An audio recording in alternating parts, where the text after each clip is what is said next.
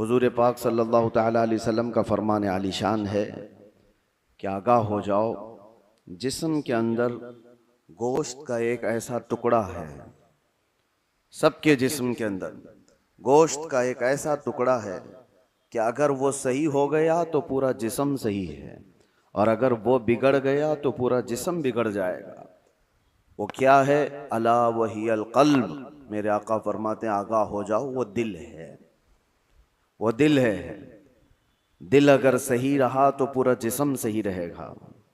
Scientific तरीके से भी देखा जाए, जिस्मानी या हयातियात बायोलॉजी के एतबार से देखा जाए तो भी जिस्म के अंदर दिल का बड़ा मकाम है।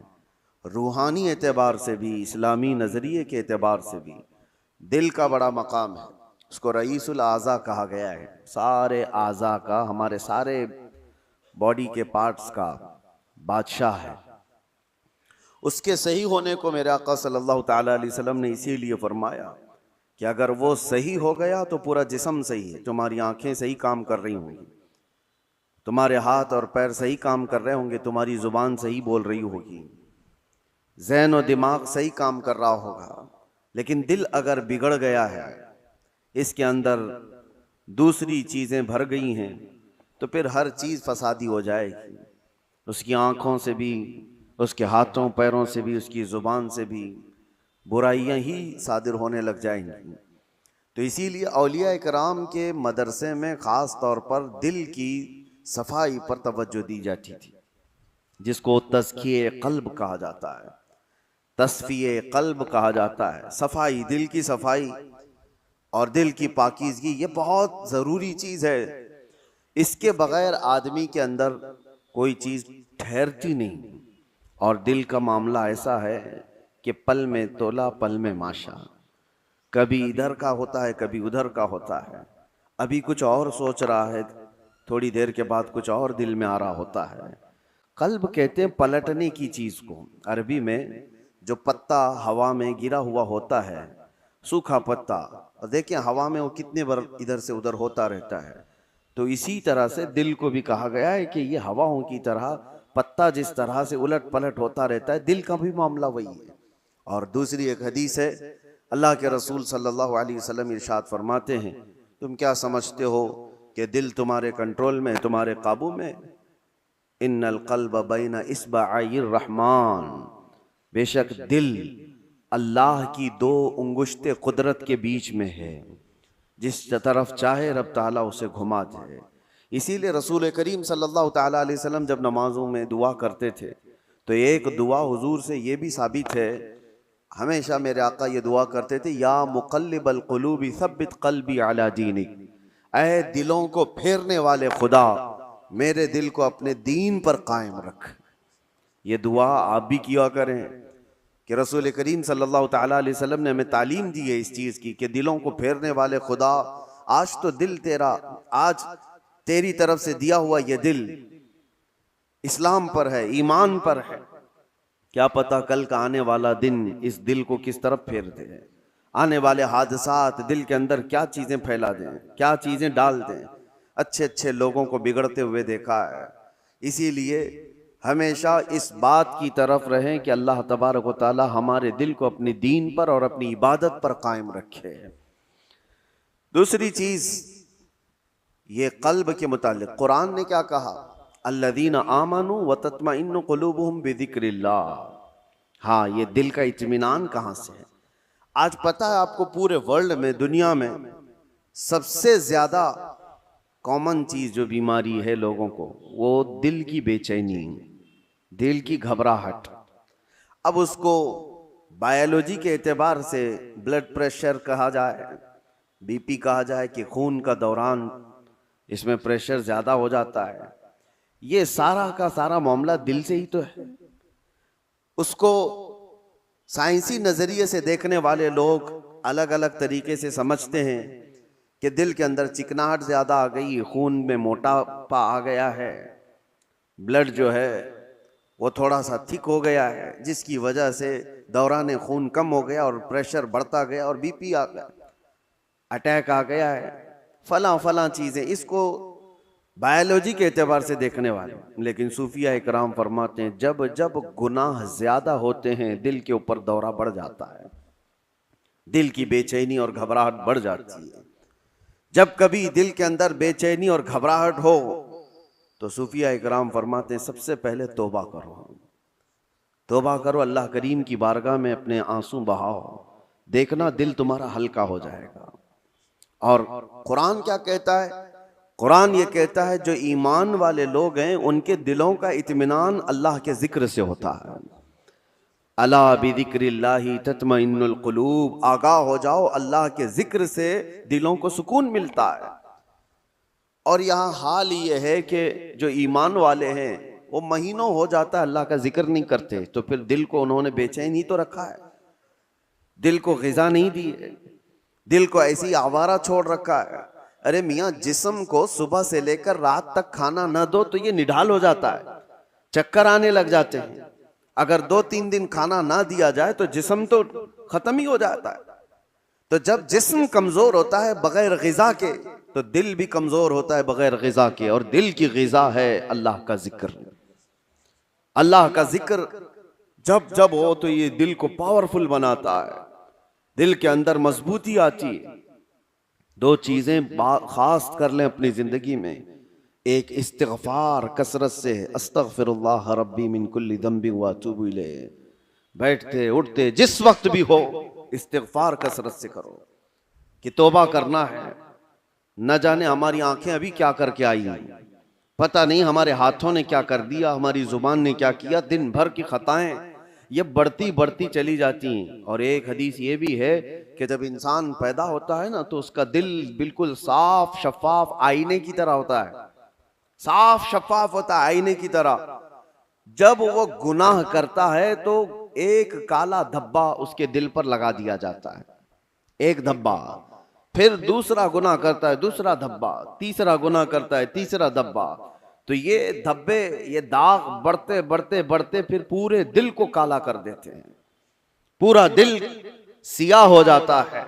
और जब दिल काला हो जाए तो उसकी अलामतें ये बताई गई हैं कि मस्जिद में ज्यादा देर बैठने का मन नहीं करता, कुरान ज्यादा देर पढ़ देता है, भारी हो जाती है तबीयत। कुछ लोगों को घरों में तबीयत नहीं लगती कि बैठने का भी मन नहीं कर रहा, खाने का भी मन नहीं कर रहा, किसी से बात करने का भी मन नहीं कर रहा। ये बहुत अपर लेवल पर आ गई चीज कि उसकी दिल की बेकरारी बहुत बढ़ गई है, घबराहट बहुत ज्यादा बढ़ गई है। इसीलिए हम सूफिया इकराम को देखते हैं जब जब कभी किसी के दिल की बेचैनी बढ़ जाती, घबराहट बढ़ जाती, तो वो किसी अल्लाह वाले की बारगाह में चले जाते थे, सूफिया इकराम की बारगाह में चले जाते, आस्थानों पर चले जाते, अल्लाह का जिक्र करते, फिर वो अपने दिल की पाकीज़गी लेकर के वापस लौटते हैं। वजह क्या है? अब मैं इलाज की तरफ आता हूं कि दिल को पाक करना है तो क्या चीज चाहिए। कई इलाज है, उसमें सबसे पहला तो जिक्र इलाही। अल्लाह के रसूल सल्लल्लाहु ताला अलैहि वसल्लम ने जो फरमाया उसको भी मैं आपके सामने रखता हूं। पहले हम चल रहे हैं कि इस्लाम में हर चीज के पाक करने का तरीका बताया गया। कपड़े पर अगर नजासत लग गई तो पाक करने का तरीका है। नजासत, पेशाब, पखाना, किसी भी चीज की गलाजत लगी हो तो उसको पाक करने धुलने का तरीका है। कपड़े को 3 बार धो और 3 बार निचोड़ो, अच्छे से सुखाओ, कपड़ा पाक हो जाए। बर्तन में नजासत लग जाए तो उसके पाक करने का तरीका है। अगर पानी की बाल्टी में कोई नजासत गिर गई उसको पाक करने का भी तरीका है। फिक़ह में सबके, कुएं में नजासत गिर गई, कुआं था उसमें चूहा गिर गया, बिल्ली गिर गई, बकरी, कुत्ता, जो भी जिस साइज का है उसके सबके मसले मौजूद हैं। कितने डोल पानी निकालने पर यह पानी पाक हो जाएगा। जमीन के पाक करने का भी तरीका है। जमीन पर अगर नजासत लगी, मिसाल के तौर पर किसी जानवर ने लीद कर दिया, गोबर कर दिया, अब नजासत तो लगी है, उसको पाक कैसे किया जाए? तो फिक़ह का कानून है कि जोर बारिश हो जाए या आप तेजी से उस पर पानी बहाओ और फिर तेज धूप पड़ जाए, जमीन सूख गई तो वो जमीन पाक हो गई, क्योंकि अब उसको निचोड़ा नहीं जा सकता। जमीन तो जहां है वही, तो उसका कानून ये है कि तेज बारिश हो गई और तेज धूप पड़ गई, सूख गई जमीन, तो पाक हो गई। बारिश नहीं है तो तेज पानी मार दिया और उसके बाद धूप लगना जरूरी है, तेज धूप उसको लगी हो तो जमीन पाक हो गई। तो ये नजासतों से पाक करने के तरीके। अब आइए मैं आपको बताता हूं, दिल पर नजासत लगी हो, ये कैसे पाक किया जाए। गुनाहों के धब्बे लगे हों, इसमें न जाने लालच, गीबत, कीना, बुग़्ज़, अदावत, न जाने क्या क्या चीजें भर गई हों, ये नजासत पाक करने का तरीका क्या है। मौलाना जलालुद्दीन रूमी मसनवी शरीफ के मुसन्निफ फरमाते हैं, दिल को पाक करने का तरीका वैसी ही है जैसे जमीन को पाक करने का तरीका है। जमीन को पाक करने के लिए तेज बारिश का हो जाना और तेज धूप का पड़ जाना काफी होता है कि जमीन पाक हो जाती है। दिल को पाक करने के लिए जिक्र इलाही की बारिश होना चाहिए और किसी शेख कामिल की तेज निगाह पड़नी चाहिए, दिल पाक हो जाता है। जिक्र इलाही की बारिश हो तो पानी की तरह इसको धुल देता है और उसके बाद किसी शेख कामिल अल्लाह वाले की नजर उस पर पड़े तो फिर उसका दिल इसी तरह से सूख करके पाक हो जाता है जैसे जमीन पाक हो गई। आज हमारे लिए यही तो मसला है कि हम अपना वक्त अपने दिल की पाकीज़गी के लिए नहीं निकाल पाते, हमारे पास ये वक्त ही नहीं रह गया। हाँ, अगर जिस्म के अंदर कोई बीमारी आ गई तो फिर भागेंगे दौड़ेंगे डॉक्टर्स के पास, इलाज कराएंगे। मेरे अजीजों, ये बेचैनी और बेकरारी, ये घबराहट का इलाज उनके पास भी नहीं।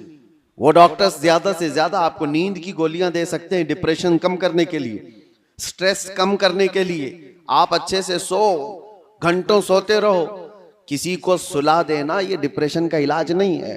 और कुछ तो डॉक्टर्स के पास जाकर डिप्रेशन का इलाज गोलियों से लेकर के आ गए और कुछ अपने हाथों इलाज करने के लिए सिगरेट पीने लग गए, अपने हाथों इलाज करने के लिए वो बीड़ी गुटखा खाने लग गए। उनको ये लगता है कि जैसे ही डिप्रेशन होगा, टेंशन होगा, सिगरेट फूंकूंगा तो टेंशन फ्री। उससे 2 कदम आगे बढ़कर कुछ लोग शराब की तरफ चले गए, उससे आगे कदम बढ़कर के चरस, अफयून, गांजा इस पर चले गए। इन सब से पूछो तो एक ही जवाब देते हैं, टेंशन फ्री हो जाते हैं ये लेकर के।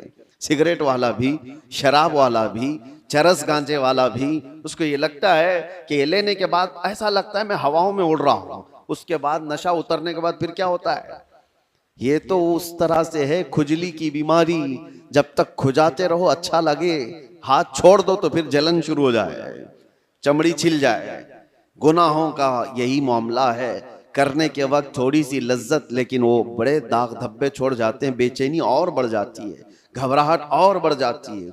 मैंने तड़पते हुए लोगों को देखा है जिनको नशा नहीं दिया गया, जो नशा के एडिक्ट थे, उनको अगर अचानक रोक दिया गया तो फिर वो हाथ पांव ऐसे मारते हैं कि उनके हाथ में चाकू आ जाए तो किसी को मार भी डालें, उनके पास जो कुछ भी आ जाए वो सामने वाले को कत्ल भी कर दें अपने नशा के लिए। वजह क्या है, दिल को इतना बेचैन और बेकरार कर दिया उन्होंने दुनियावी ये गलाजतों से इलाज करने के चक्कर में कि वो दिल की बेचैनी हाई लेवल पर बढ़ गई। दिल की बेचैनी और बेकरारी नशा से सही नहीं होती, दिल अल्लाह का बनाया हुआ है, यह रहमान का बनाया हुआ है, इलाज भी उसी के जिक्र से मुमकिन है, अल्लाह ही के नाम से ये दिल को सुकून मिलता है। इसीलिए मौलाना जलालुद्दीन रूमी रहमतुल्लाह ताला अलैह एक बात और भी कहते हैं, खाने काबा देखा है, खाने काबा, तवज्जो चाहता हूं, खाने काबा इतना मुअज्जम, इतना मुकद्दस है कि उसके लिए करोड़ों मुसलमान पूरी दुनिया के अतराफ अकनाफ से आकर तवाफ करते हैं, बोसे देते हैं, सीना लगाते हैं। ये खाने काबा अल्लाह का घर है, लेकिन मौलाना रोम फरमाते हैं है तो काबा, ये इब्राहिम खलीलुल्लाह की बनाई हुई इमारत है, इब्राहिम खलीलुल्लाह अलैहिस्सलाम की बनाई हुई इमारत है काबा। और वो कहते हैं कि काबा बिनाए खलीले अतहरस्त, वो दिल गुजरगाहे रब्बे जलीलस्त। लेकिन दिल जो है मोमिन का दिल, अल्लाह के रसूल ने फरमाया कल्बुल मुमिन अर्शुल्लाह, मोमिन का दिल अल्लाह का अर्श होता है। काबा इब्राहिम खलीलुल्लाह ने बनाया, दिल तो रब्बे जुल जलाल ने बनाया। तो कहा है मौलाना रोम ने कि काबे से भी अफजल है मोमिन का दिल, काबे की बेहुरमती उससे बढ़ करके मोमिन के दिल की बेहुरमती है। मोमिन के दिल का मकाम और भी बुलंद किया गया। इसीलिए मेरे अजीजों, हुजूर पाक सल्लल्लाहु तआला अलैहि वसल्लम ने जो फरमाया, इत्तकू फिरासतल मुमिनी फइन्नहु यंजुरु बिनूरिल्लाह, इसका मतलब क्या है? हुजूर ने फरमाया मोमिन की फिरासत से डरो, इसलिए कि जब वो देखता है तो अल्लाह के नूर से देखता है। ये किसके लिए फरमाया गया? वो मोमिन सालेह जिसका दिल पाक है। होता क्या है मैं आपको बताऊं, जिसका दिल पाक है, औलिया कामिलीन की बारगाहों में जाने के वक्त होता क्या है, आप आए हैं, आप आए और कोई चीज आप जुबान से कहा नहीं, लेकिन मैं एक शीशा लेकर के बैठा हूं, एक आईना लेकर के बैठा हूं, आपके आते ही आपकी पूरी तस्वीर इस आईने में आएगी कि नहीं आएगी? कुछ नहीं कहा आपने, बोला कुछ नहीं, और मैं आपकी तस्वीर पूरी आईने के अंदर देख सकता हूं। बुजुर्गाने दीन के दिलों का मामला ऐसा ही है, वो इतना पाक दिल होता है, जो भी सामने जाता है उसके दिल की सारी तस्वीर उनके दिल पर छप जाती है। वो ये तक भी जानते हैं कि क्या चीजें लेकर के आया है। ऐसा नहीं है कि ये किसी और ताकत और कुव्वत से, जादू सहर सिफली से ये मालूम कर रहे, बल्कि दिल की पाकीज़गी इतनी है कि सामने वाले के दिल की तस्वीरें इस पर छप जाती हैं। दिल पाक रखने का इसीलिए हुक्म बुजुर्गान दीन ने फरमाया। आज सबसे ज्यादा गलाजत इसी की है हमारे पास। मैं एक और बात आपसे पूछता हूं, ये अल्लाह का घर है, मस्जिद है, मस्जिद में कोई अगर गलाजत ला करके फेंक दे तो क्या आप बर्दाश्त करेंगे उसे? मस्जिद के अंदर कोई पेशाब पखाना अल्लाह हजार बार ना करे, मुआज अल्लाह, ला करके डाल दे तुम्हारे सामने, तुम बर्दाश्त करोगे? आप झगड़ लोगे, थप्पड़ लगा दोगे, उसको निकाल बाहर कर दोगे कि ये अल्लाह का घर है, यहां पर गलाजत कैसे डाल दिया तूने? जो मस्जिद की सफों पर गलाजत देखने को तैयार नहीं, वो मुसलमान फिर अपने दिल को जो अल्लाह का अर्श है उसमें गलाजतें कैसे डाल रहा है? खुद से तो डाल रहा है। न जाने किसकी किसकी मोहब्बत, न जाने कौन कौन से गलीज सोचे उसने दिल में डाल रखा। इसीलिए हजरत साबिर कलियरी रहमतुल्लाह ताला अलैह फरमाया करते, एक दिल है उसमें दो चीजें नहीं आ सकती, या तो अल्लाह की मोहब्बत आएगी या तो फिर इंसानों की। अल्लाह रसूल की मोहब्बत होगी या तो फिर इंसानों की, दुनिया की मोहब्बत और अल्लाह की मोहब्बत एक साथ दिल के अंदर नहीं आ सकते।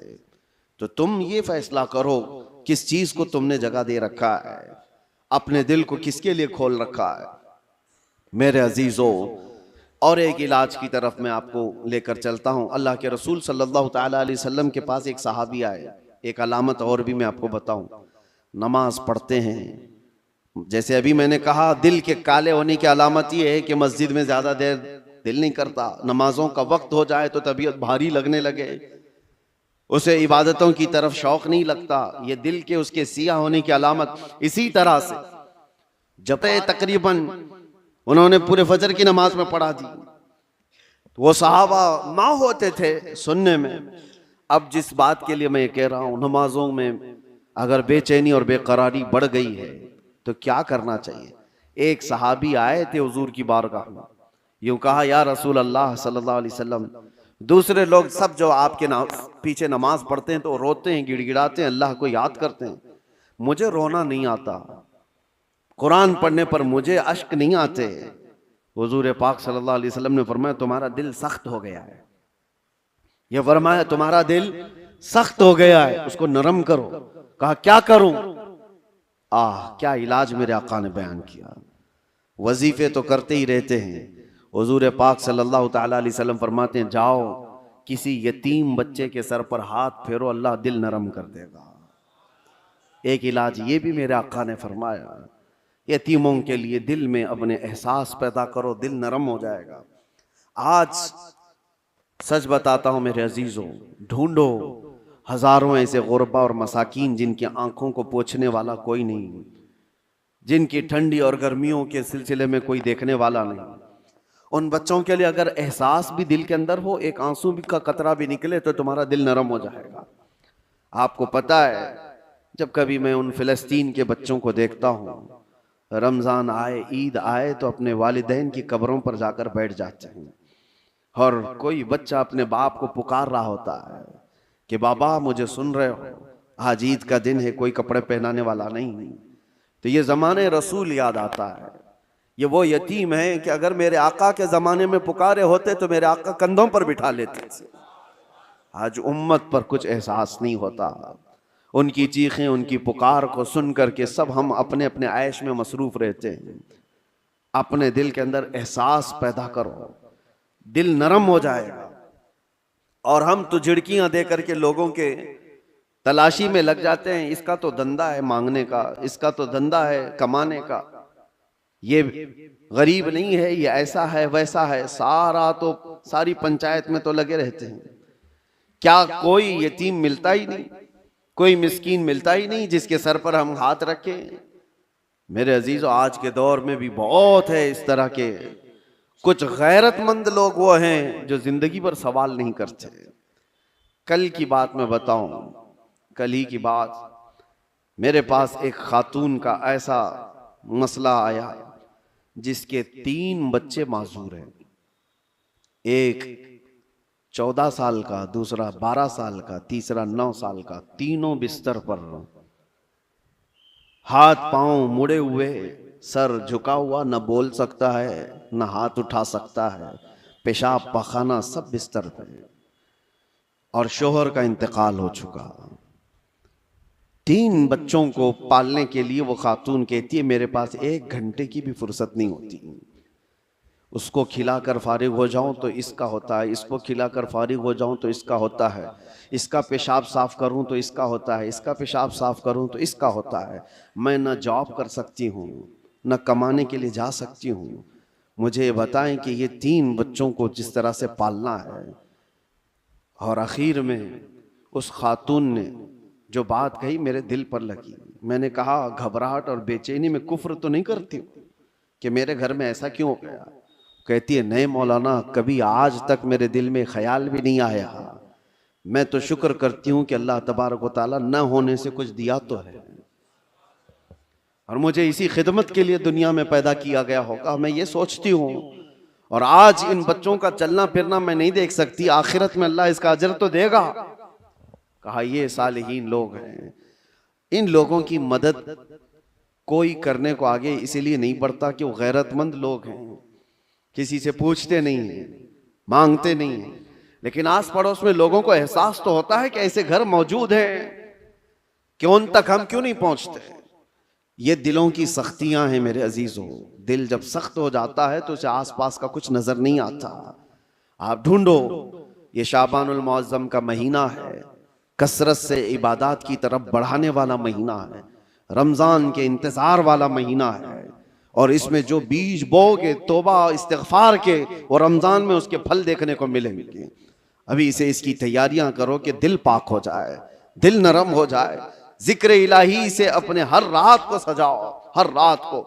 और जिसका दिल बीमार हुआ, कुरान तो ये कहता है थुम्मा क़सत क़ुलूबुहुम मिन बअदि ज़ालिका फ़हिय कल हिजारति औ अशद्दु क़स्वा, कि बनी इसराइल के बारे में कुरान में अल्लाह फरमाता है उनके दिल इतने सख्त हो गए जैसे पत्थरों की तरह। पत्थरों की तरह इंसानों के दिल कभी कभार पत्थर से ज्यादा सख्त होते हैं।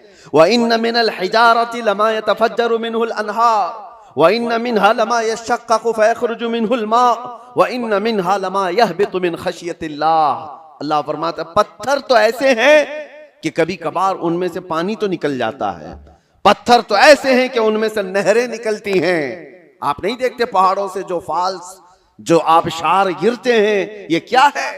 अल्लाह फरमाता है ये खौफे खुदा से पत्थर रोता है तो पानी निकलता है, ये पत्थरों का रोना है। व इन्न मिनहा लमा यहबितु मिन खशियतिल्लाह। अल्लाह फरमाता है कभी कभार ये चट्टानें खसक करके जो गिर जाती हैं, आप देखते हैं लैंडस्लाइडिंग कहा जाता है इसको, या फिर चट्टानें खसक करके गिर जाती हैं। कुरान तो कहता है ये खौफे खुदा से हिल जाते हैं पत्थर, तो पहाड़ों से गिर जाते हैं। और इंसान का दिल ऐसा है कि पत्थरों से ज्यादा सख्त हो जाता है, ना इसके आंसू आए ना इसका जिस्म हरकत में आया। ये कुरान की बात कह रहा हूं। तो जब इतना सख्त हो जाता है दिल, तो ये भी कहा गया कि इंसान का हाई लेवल का जब सख्त दिल हो जाता है तो वो अपनी माँ और बेटी में और बीवी में फर्क करना भूल जाता है। वो आम औरत में, अपने रिश्तों में फर्क करना भूल जाता है। हलाल और हराम की तमीज उससे निकल जाती है और उसको नमाज और गैर नमाज के औकात में कोई फर्क नहीं लगता।